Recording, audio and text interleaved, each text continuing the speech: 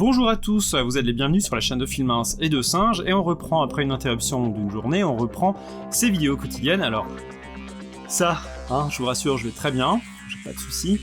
Ça, c'était quelque chose qui est prévu de longue date.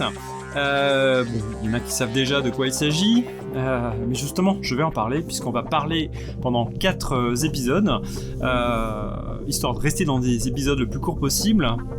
On va parler de surdité de musique. C'est un sujet qui me tient très à cœur parce que je suis malentendant depuis 27 ans et ça fait 27 ans que je fais de la musique et forcément ça a un impact. Alors, on va faire en plusieurs parties. Aujourd'hui, on va juste parler des problèmes que ça peut causer, que ce soit en termes de musique ou de vie de tous les jours, mais de toute façon c'est forcément lié d'une manière ou d'une autre. Le principal problème que ça cause, c'est pas forcément une question de niveau sonore, forcément ça rentre aussi en compte, mais le fait d'avoir une oreille en moins, ça va avoir le même type d'effet que lorsque vous cachez un œil. Au niveau de la vue, ce que ça change, c'est que vous ne voyez plus en relief, vous ne pouvez plus distinguer les distances, et on va avoir le même type de phénomène avec les oreilles. On va avoir de grandes difficultés à spatialiser. Vous allez avoir une seule oreille qui va tout compenser, qui va tout entendre, qui va être très efficace. Je sais que mon oreille, l'oreille qui fonctionne bien, est très efficace pour ce qui concerne de distinguer les sons, limite trop, mais par contre, on va perdre énormément en spatialisation. Donc, on va pas pouvoir repérer correctement les sons. Concrètement, lorsque j'étais enseignant, c'était très problématique quand un élève parlait quelque part ou demandait la parole, je ne le repérais pas. C'est pas plus compliqué que ça. Il fallait un temps, il fallait que j'utilise vraiment la vue pour retrouver qui c'est, mais je partais au hasard, je n'entendais pas où il était. Pareil, le moindre petit bruit, et ça pose un problème de discrimination des bruits, c'est-à-dire qu'à un bruit qui est au fond de la salle, que ce soit en salle de classe ou ailleurs, vous allez l'entendre aussi fort que si le bruit se passait tout près.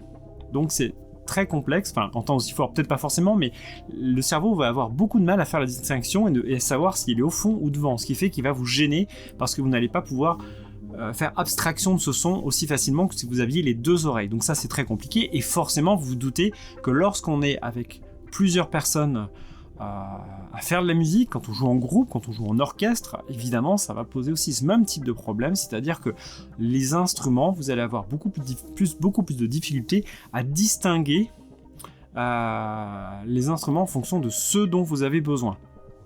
Et ça passe par vous entendre vous-même. Ça me pose le même souci. Quand je joue avec d'autres personnes, même en acoustique, il peut m'arriver, et ça m'arrive même régulièrement, d'avoir beaucoup de mal à m'entendre. Et quand je joue tout seul, si je suis dans une pièce qui ne résonne pas assez, à la flûte traversière en tout cas, piano c'est autre chose parce qu'on peut mettre un casque et tout, mais ça va poser le même problème. Si la pièce ne résonne pas assez, je m'entends très peu. Je m'entends suffisamment pour travailler tout seul, mais il va manquer une partie du son.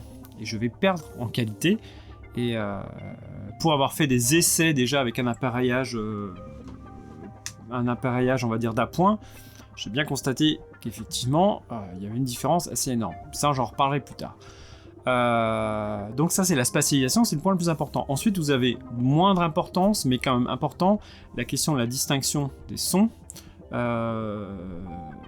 Il est très difficile de bien comprendre la parole quand on a ces problèmes de surdité.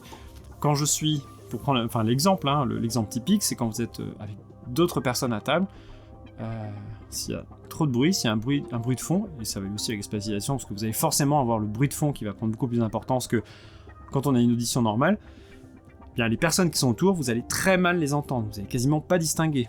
Et il suffit en plus que vous soyez à l'extérieur, et que vous soyez à 50 cm, 1 mètre de la personne la plus proche, vous perdez quasiment tout. Il faut faire un effort de concentration qui est très très fatigant. Donc ça, c'est une autre conséquence, c'est le problème de la parole. Après, la question du niveau sonore, bon là, c'est je pense, un problème dont on peut imaginer un peu plus des conséquences, c'est que forcément, vous entendez moins les bruits qu'il y a autour de vous, vous entendez moins, même s'il y a une oreille qui fonctionne même très bien, comme dans mon cas, vous allez forcément entendre moins de choses et moins de détails, forcément. C'est comme un problème de myopie, etc. Là, par contre, on va être dans quelque chose d'imaginable, puisqu'il suffit de boucher un peu les oreilles. Quand on n'est pas malentendant, vous bouchez un peu vos oreilles, vous vous en rendez compte. Voilà. Donc, La suite demain, donc je vous recommande de vous abonner et de mettre la petite cloche pour notifier dès que la vidéo sortira. Demain, on évoquera les solutions qu'on met en place pour compenser. Donc je parle pas encore des solutions qu'il existe maintenant et que j'ai mises en pratique depuis quelques temps, mais on va parler, depuis hier, voilà, qui explique ça. Mais avant, je voulais parler de ce que pendant 27 ans, j'ai mis en place comme moyen de compenser, ces difficultés d'audition. Donc n'hésitez pas à me poser d'autres questions, j'ai peut-être pas approfondi certains points, peut-être qu'il y a des choses qui n'étaient pas claires, donc n'hésitez pas à me poser vos questions, j'y répondrai au début de la vidéo de demain, ou d'une autre vidéo si vous n'avez pas l'occasion d'y répondre, hein. Je ne vais pas vous mettre